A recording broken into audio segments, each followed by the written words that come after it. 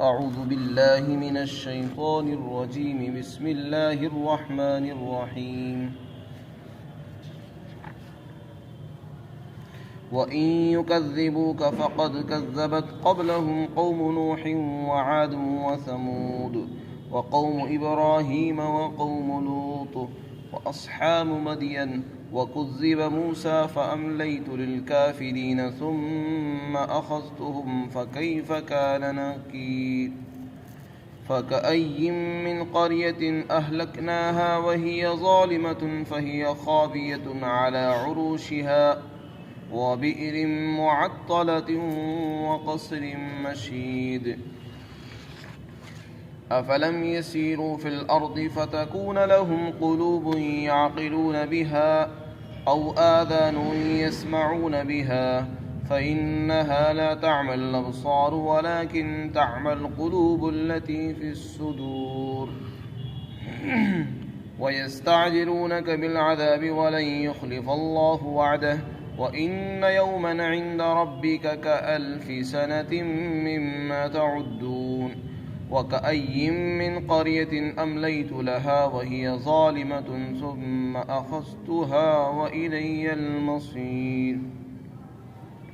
اور اے پیغمبر، اگر یہ لوگ تم کو جھٹلاتے ہیں تو ان سے پہلے نوح علیہ السلام کی قوم اور عاد اور سمود اور حضرت ابراہیم کی قوم اور حضرت لوط کی قوم اور مدین والے جھٹلا چکے ہیں،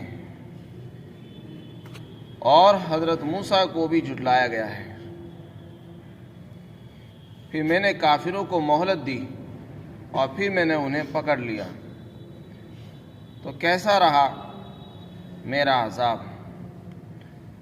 اور کتنی بستیاں ایسی ہیں جن کو ہم نے ہلاک کر دیا جبکہ وہ ظلم کر رہی تھی، اور وہ بستیاں آج اپنی چھتوں پر گری پڑی ہیں، اور کتنے کنویں ہیں جو بیکار پڑے ہیں، اور کتنے محل ہیں جو پختہ بنے ہوئے تھے لیکن آج کھنڈرات بنے ہوئے ہیں۔ کیا یہ لوگ زمین میں چلے پھرے نہیں ہیں کہ ان کو تاکہ ان کو ایسے دل ہوتے جن سے یہ سمجھتے، یا ان کے کان ہوتے جس سے یہ باتوں کو سنتے۔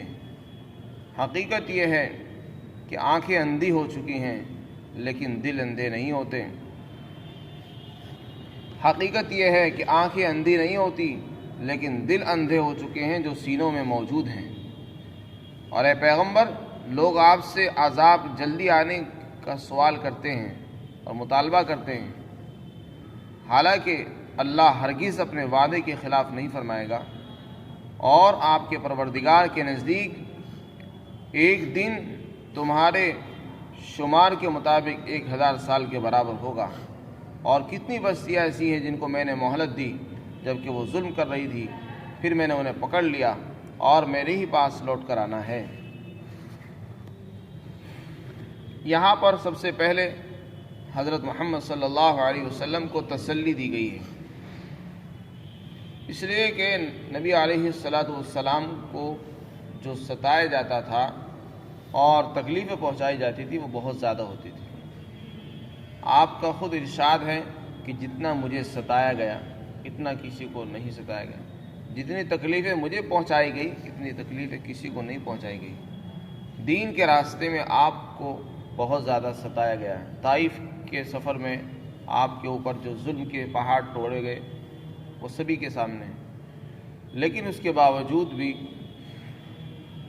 اللہ رب العزت کی طرف سے آپ کو تسلی دی جاتی تھی، اور یہ کہا جاتا تھا کہ دیکھو یہ کوئی نئی بات نہیں، لوگ آپ کا انکار کر رہے ہیں، حالانکہ آپ بالکل سچے نبی ہیں، آپ کے پاس جو کتاب ہے وہ برحق ہے، اسلام سچا دین ہے، قرآن سچا مذہب، قرآن سچی کتاب ہے، اور اللہ بھی برحق ہے۔ اس کے باوجود بھی اگر لوگ آپ کو یہ کہیں کہ آپ جھوٹے ہیں، کاہن ہیں، جادوگر ہیں، دھوکے باز ہیں، تو آپ کہنے دیں صبر کریں، برداشت سے کام لیں۔ یہ تسلی آپ کو دی جا رہی ہے، اور یہ کہا جا رہا ہے ساتھ ہی ساتھ کہ یہ کوئی نئی بات نہیں ہے، یہ تو شروع سے ہوتا چلا آیا ہے۔ ہر نبی کے ساتھ تکذیب کا معاملہ کیا گیا، چنانچہ حضرت نوح علیہ السلام کی قوم نے حضرت نوح کو جھٹلایا، قوم عاد نے جھٹلایا، عاد اور سمود نے اپنے وقت کے نبیوں کو جھٹلایا، اور یہاں تک کہ حضرت موسیٰ جیسے جلیل القدر پیغمبر کا انکار کیا گیا، اور حضرت لوط علیہ السلام کو لوگوں نے جھٹلایا اور ان کا انکار کیا۔ تو اگر آپ کا لوگ انکار کر رہے ہیں تو آپ اس سے دل برداشتہ نہ ہوں، گھبرائیں نہیں، مایوس مت ہوں، ہمت نہ توڑیں۔ آپ کا کام صبر کرنا اور اپنا کام کو جاری رکھنا ہے۔ کسی کے تکلیف پہنچانے سے اپنے کام کو توڑ دینا یہ جوان مردی اور ہمت کا کام نہیں ہے۔ ہمت والے وہ ہوتے ہیں جو کسی کے تکلیف پہنچانے سے ہمت نہیں ہارتے بلکہ اپنے کام کو جاری رکھتے ہیں۔ تو انبیاء اکرام سے زیادہ ہمت والے کوئی نہیں ہوتے، ان کو تسلی دی جا رہی ہے۔ اور جو لوگ بعد کے لوگ ہیں ان کو بھی اسی ہمت سے کام لینا چاہیے اور اپنے کام کو جاری رکھنا چاہیے، اس لیے کہ دنیا والوں کا کام یہی ہے کہ ان لوگوں کی ہمت کم کرتے ہیں، پست کرتے ہیں اور ان کو آگے نہیں بڑھنے دیتے۔ لیکن اللہ تعالیٰ اپنے نبی کو تسلی دے رہے ہیں کہ آپ ہمت سے کام لیں، برداشت کریں، لیکن اپنے کام کو مت چھوڑیں، جاری رکھیں۔ کوئی مانتا ہے مانے، نہیں مانتا نہ مانے، آپ اپنے کام کو جاری رکھیں۔ پھر آگے ارشاد فرمایا کہ میں نے کافروں کو مہلت دی اور پھر میں نے ان کو پکڑا بھی۔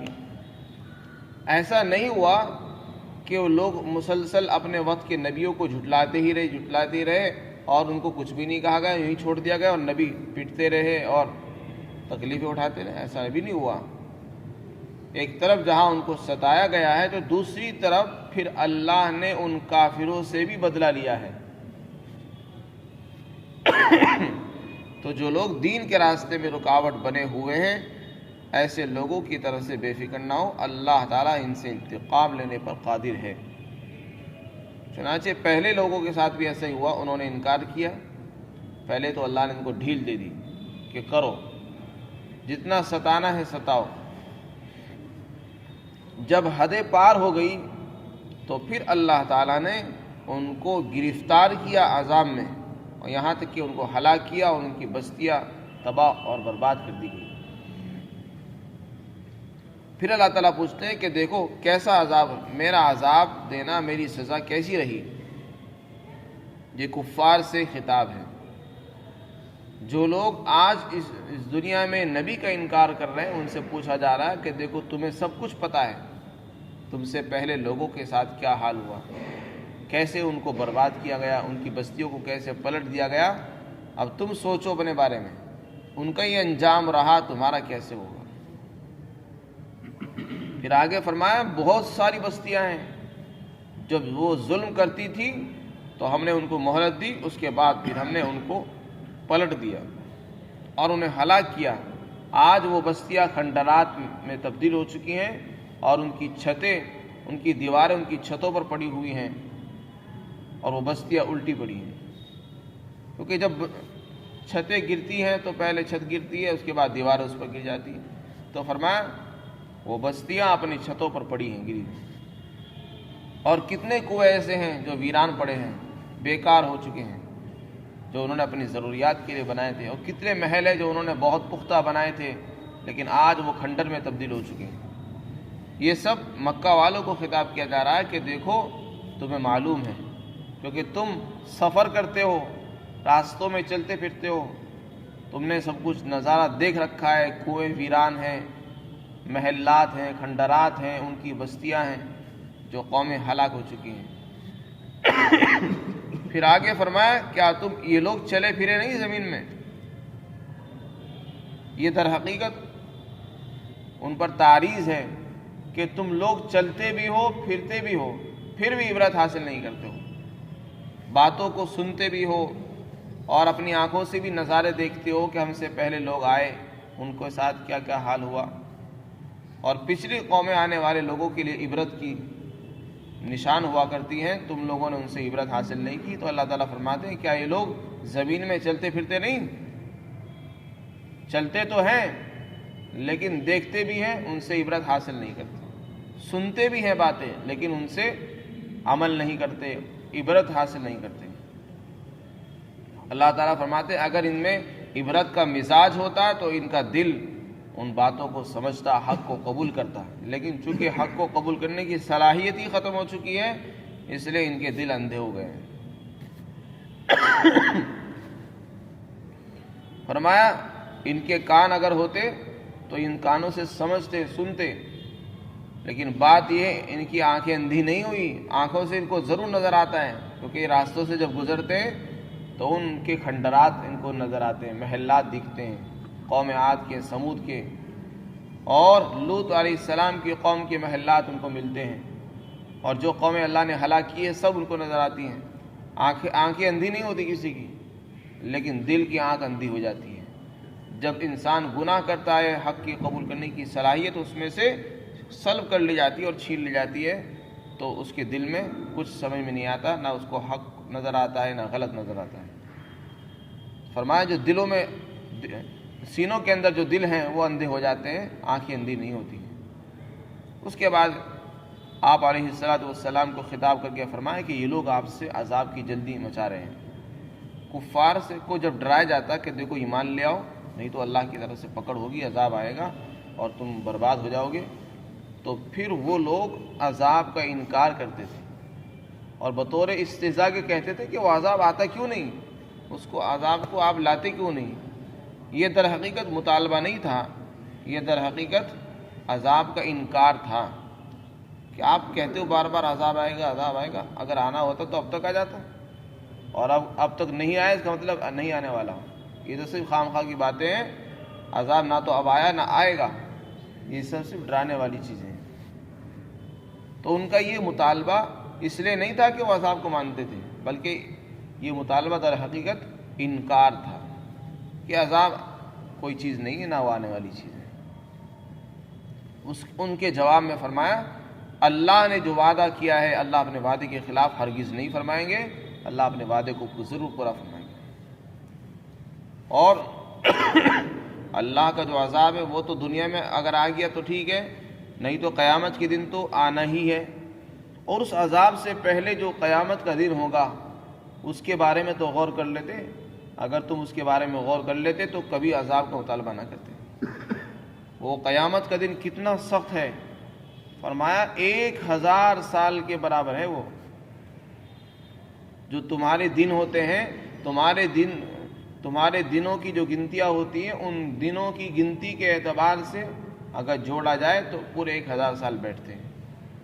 اس 1000 سال کے برابر ایک دن ہوگا جو قیامت کا دن ہوگا، اور وہ دن اتنا طویل اور دراز ہوگا کہ اس میں اللہ کی طرف سے عذاب بھی ہوگا، مصیبتیں بھی آئیں گی۔ یہاں تک کہ حدیث میں آتا ہے کہ سورج 1 میل کے فاصلے پر ہوگا، اور اس کی گرمی کی وجہ سے لوگ پسینے میں ڈوبے ہوئے ہوں گے، کوئی ٹخنوں کے برابر، کوئی آدھے سینے کے برابر، اور کسی کا پسینہ اس کے گردن تک ہوگا، یہاں تک کہ پسینہ اس کے منہ میں گھس رہا ہوگا، اور ایسا معلوم ہوگا جیسے کوئی آدمی نہر میں کھڑا ہے۔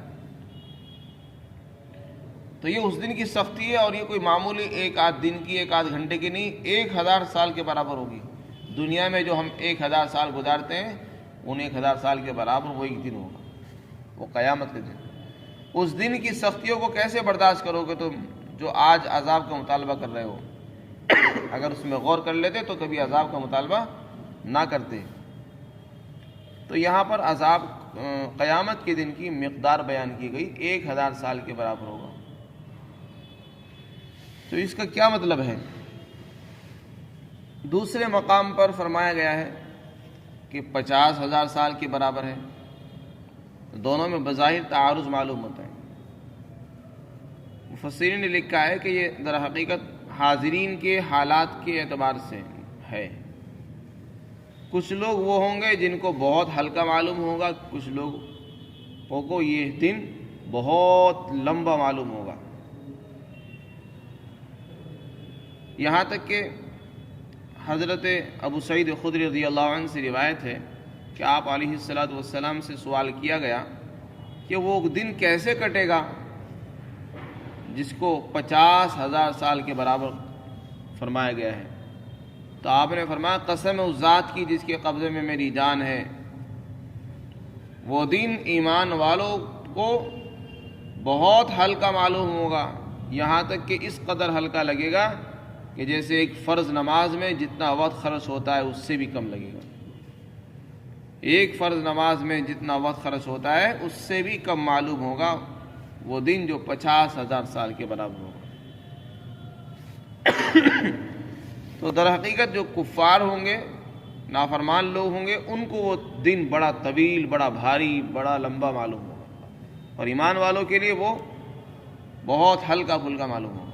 حضرت ابن عباس رضی اللہ عنہ اس آیت کے متعلق فرمایا کرتے تھے کہ یہ متشابہات میں سے ہے، یعنی اس کی مراد تو اللہ ہی جانتا ہے، جب اللہ تعالیٰ نے اس کی مقدار کو بیان نہیں کیا اور اس کی تفصیل بیان نہیں کی تو ہم کیوں اپنی طرف سے اس کو متعین کریں؟ تو اس کو متشابہات میں سے جانتے ہیں، اللہ تعالیٰ ہی اس کی صحیح مراد جانتے ہیں کہ وہ دن 1000 سال کے برابر ہوگا، اس کا کیا مطلب ہے؟ تو یہ متشابہات میں سے انہوں نے شمار کیا ہے۔ آگے فرمایا، دوبارہ سے پھر اسی مضمون کو دوبارہ دہرایا اور یہ کہا کہ بہت ساری بستیاں جن کو میں نے مہلت دی جب وہ ظلم کرتی تھی، پھر میں نے ان کو پکڑا ہے اور میرے ہی پاس لوٹ کر آنا ہے سب کو، لہذا کوئی آدمی غفلت میں نہ مبتلا ہو اور دھوکہ نہ کھائے، اللہ کی پکڑ سے ڈرتا رہے اور دنیا میں اللہ کے خوف کو سامنے رکھ کر عمل کرتا رہے۔ اللہ تعالیٰ ہم سب کو